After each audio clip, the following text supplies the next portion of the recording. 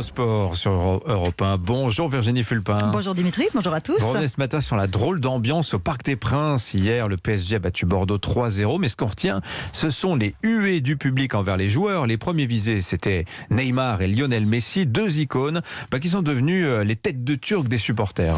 Comment est-on passé du rêve au cauchemar ? Je voudrais m'intéresser particulièrement à Lionel Messi, parce que Neymar, ça fait quelques années déjà qu'il est à Paris. Il a déjà subi les foudres des supporters.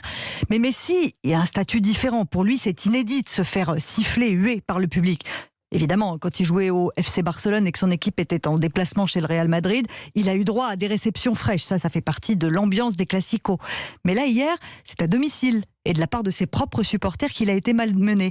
Et quand on est septuple ballon d'or, qu'on a émerveillé le monde du foot balle au pied pendant tant d'années, on est normalement habitué à un minimum de respect. On entend plus de cris d'admiration que de grognements de mécontentement.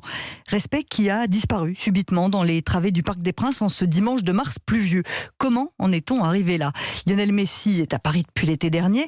Et souvenez-vous, Dimitri et vous tous chez vous, à quel point son recrutement par le PSG avait été suivi d'une hystérie collective. On parlait que de ça pendant tout l'été. Exactement, ces maillots vendus à l'appel, les stades pris d'assaut par tous ceux qui voulaient voir jouer Messi.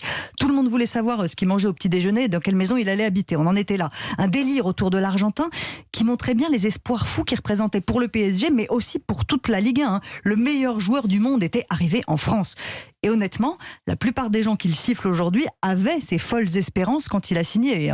Voilà, et c'est la différence, l'écart entre les espoirs de l'époque et la réalité d'aujourd'hui qui conduisent à ce désamour en fait. Je crois que vous avez raison d'employer ce mot désamour parce que finalement ça ressemble à une déception amoureuse. Un coup de foudre, on est persuadé d'avoir trouvé la personne parfaite, la perle rare.